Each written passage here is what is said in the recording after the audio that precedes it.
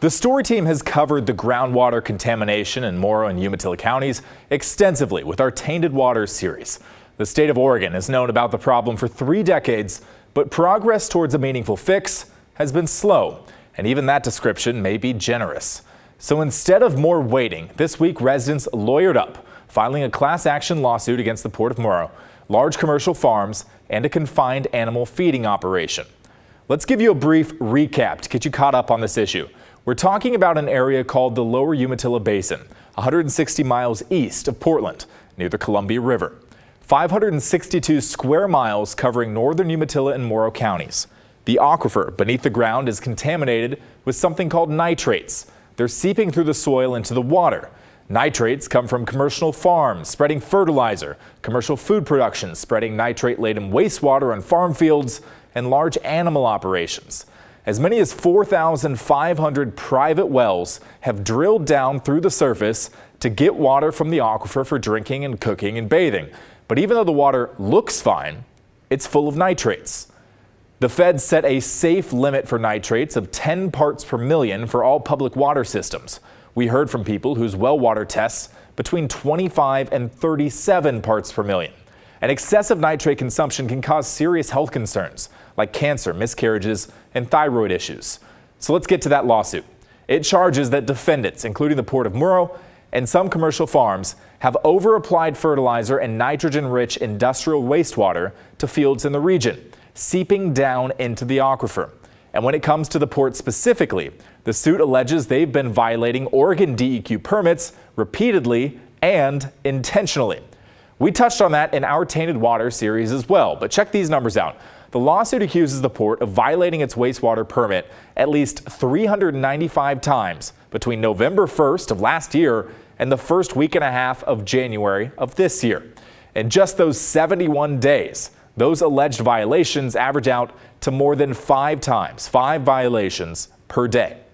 This week, Pat Doris talked with the lawyer representing the Oregonians suing the port. We've done many reports on the Boardman area and that water problem out there, and I was stunned to find out the state has known about this for more than 30 years and done nothing to stop the continued pollution. Were you surprised by that? I was not surprised the state hasn't done anything. There's some very powerful agribusinesses in the port that all make a ton of money off dumping this polluted water, and they have a lot of clout. So no, I wasn't surprised. I think it's gone on so long because a lot of the victims are low-income minorities who can't afford to hire lawyers, don't have a voice in politics. As I said earlier today, if this was happening to a wealthy suburb of Portland, it would have been stopped years ago. The lawsuit hopes to force the port and other businesses to change the way they do things to ensure that all these nitrates are not getting into the water, whether that's through a filter process or otherwise. And if that isn't feasible, the suit says those companies should pay to dig wells for the thousands of homes that use well water in the region. Finally, the suit wants those companies to pay for a medical monitoring program to test the people who've been exposed to contaminated water. The one thing that keep in mind here is you have Port of Morrow and Lamb Weston that have violated their discharge permits over and over again. And recently the Port of Morrow said, so what, we're going to keep doing it. So not only do you have pollution, but you have people knowing that they're polluting this groundwater, and they say they're going to do it anyway. That's outrageous behavior. Would you hope that a court somewhere would tell them to, I guess, reduce? Because part of the problem, that they've said in the papers and in their press releases, they never have talked to us, but is, look, we've got a going industry here. We can't stop doing what we're doing, for crying out loud. That's laughable. I'm sorry, I'm laughing. You don't have the right, because you want to make money, to harm other people and their property.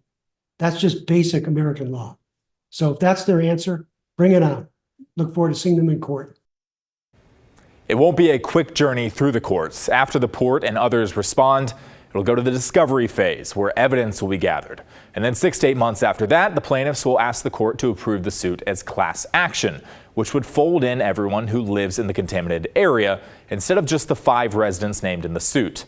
We asked the Port of Murrow for a response to this lawsuit. They wrote to us today, "While the port hasn't officially been served with the complaint, we take any actions like this seriously, but reserve the right to respond until after we've had a chance to review the filing." But after our last tainted water story, where we talked with the regional director of the EPA, the port was quick to point out to us that they are not the primary entity responsible for the contamination. They pointed us to this graph from the Oregon DEQ showing estimated sources of nitrate contamination in the area that we've been talking about.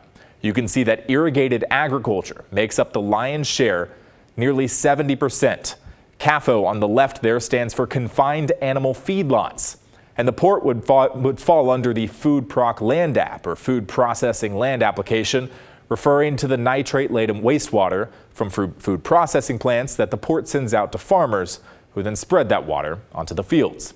They told us it's worth noting that industrial wastewater reuse is an accepted environmental strategy in Oregon because it avoids wasting a water resource and putting further pressure on limited water sources in our region. The state has fined the port more than $2 million for wastewater permit violations so far. And port officials say they're working on a $500 million project to reduce the nitrates in their wastewater before sending it out to farmers. That's set to be completed in 2025, with the port claiming the water will then meet or exceed the DEQ's nitrate standards. So what do you think about this lawsuit? Should the Port of Murrow and other commercial industries there be paying for people to drill deeper wells in order to access groundwater that isn't full of nitrates? Let us know. Email the story at kgw.com or call and leave a voicemail 503-226-5090.